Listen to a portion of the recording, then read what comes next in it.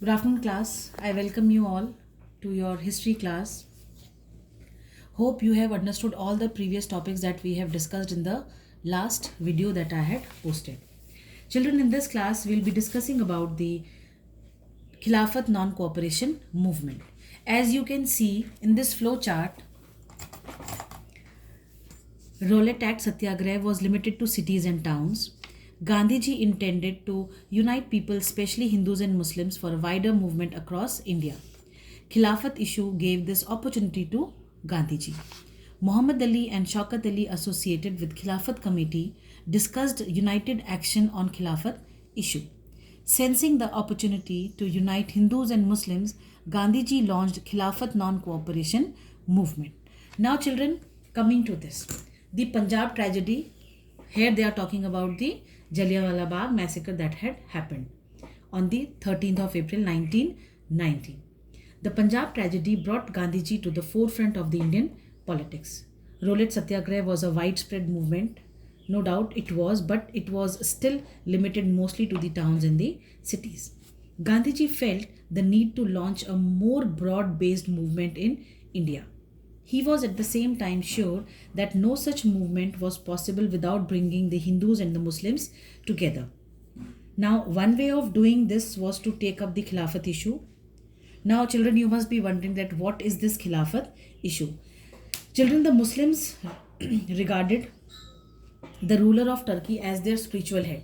Now, after the defeat in the First World War, Turkey lost most of her territories and could not retain control over the holy places. Now, the Muslims in India decided to force Britain to change Turkish policy. Now, not to forget to mention that the British, they had promised Turkeys that they will be after the First World War, they will be respecting, like they'll be giving back all those things. The degree of Khilafat was to be retained there in Turkey, and Britain promised that. But then after the First World War was over and Turkey had lost over the Ottoman Empire that was there, when they had lost over the territories, British changed on its words.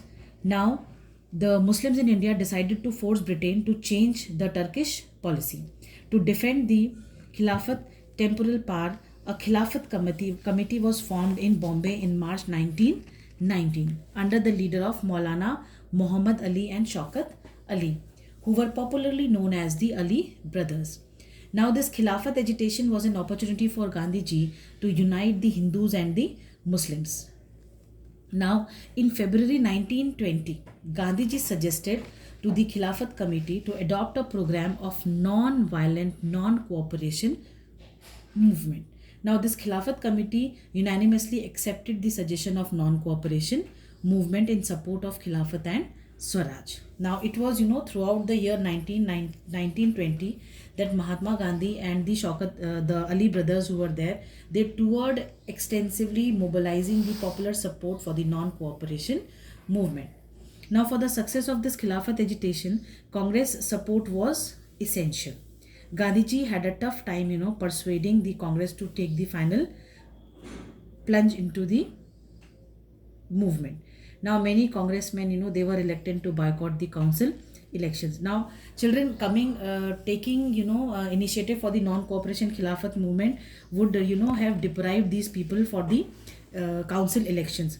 That is why many of the congressmen were not ready to, accept the non-cooperation in the Khilafat movement.